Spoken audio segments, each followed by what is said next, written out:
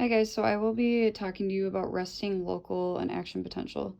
So I'm going to start out with the resting membrane potential. So what that is neurons have a negative concentration gradient most of the time, meaning there are more positively charged ions outside than inside the cell.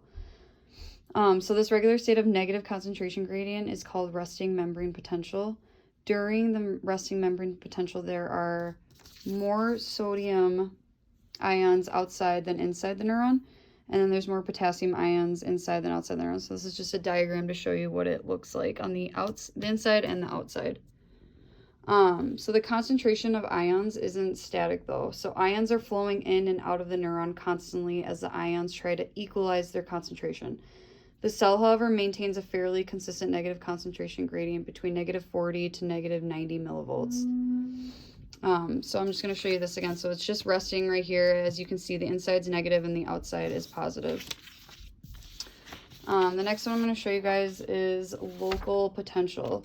So local potential is when the incoming sodium ions produce a current that travels from the point of stimulation through the trigger zone axon hillock. So the axon hillock is going to be right here.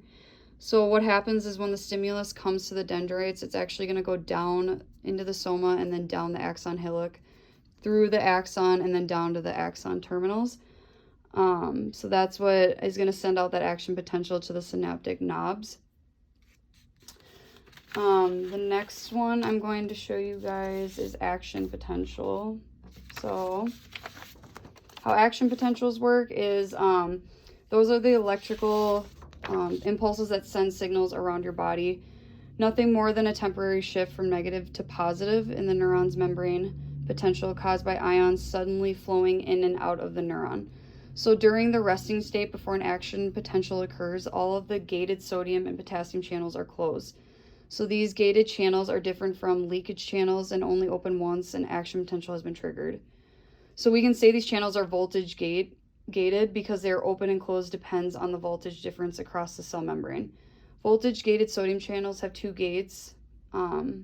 So like I said before, once that comes through the dendrites into the axon hillock, it's going to go all the way down and then into the axon terminals, causing that action potential to stimulate a muscle or a gland.